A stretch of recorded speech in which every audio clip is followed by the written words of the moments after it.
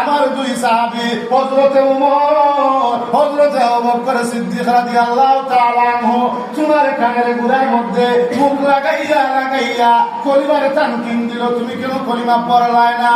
আল্লাহর নবীর সাহাবী কোনো কথা বলেন নাই, ডাক দিয়ে বলে ও আলকামা কেন কথা বলতেছো না, কারণটা কি?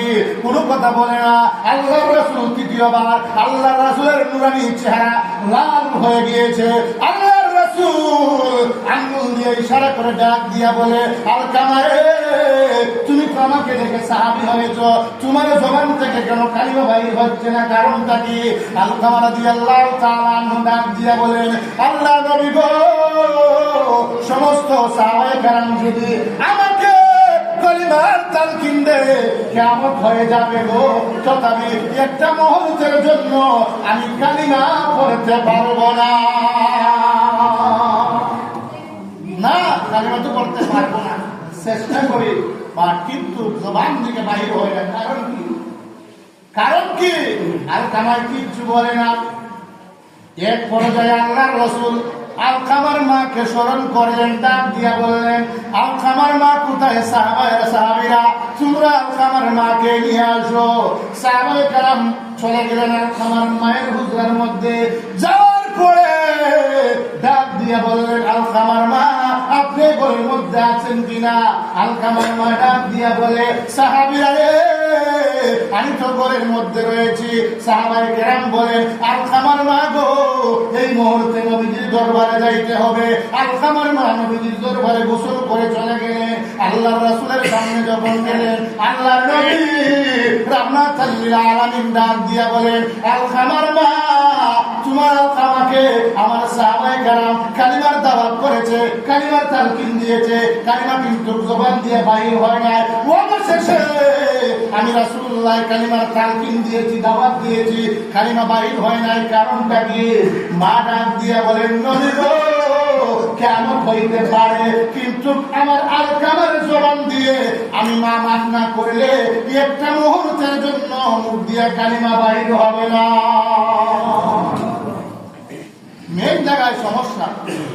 রাসূলুল্লাহর দরবারে গিয়ে মা পরনের পিঠের কাপড়টা সরাইয়ে দিয়ে বলেন ইয়া রাসূলুল্লাহ, ইয়া হাবিবাল্লাহ, আমি জনম দুঃখিনী মা, আমি জনম দুঃখিনী মা, পিঠে একটু আপনি হাতাইয়ে দিবেন।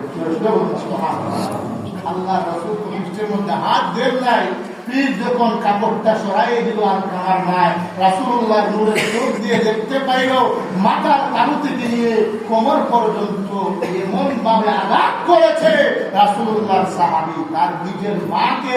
এর কারণে কালিমা জবান দিয়ে বাহির হয় না। শুনে বলুন না নাউযুবিল্লাহ। আল্লাহ রাসূল বলেন মা গো, তোমার কাছে আমি হাত জোর করে মাফ চাই, তুমি মাফ করে দাও। তোমাকে মেরেছি, আমি তোমার কাছে হাত জোর করে মাফ চাই।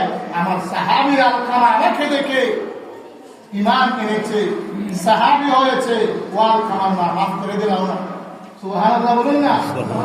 মাকে আঘাত করিয়ে পরে কিয়ামত হইতে পারে, মক্কা মদিনায় যাইতে পারে, শান্তি লাগবে না। কলিমা ইন্তেকালের সময় কলিমা জবান দিয়ে বাহির হবে না। শুনে বলুন না নাউযুবিল্লাহ। এমনকি নবীজি আলকামাকে নিজে কলিমা পড়া বাইর হয় না। আল্লাহ বলেন মা গো, মাফ করে দাও না তোমার ছেলে।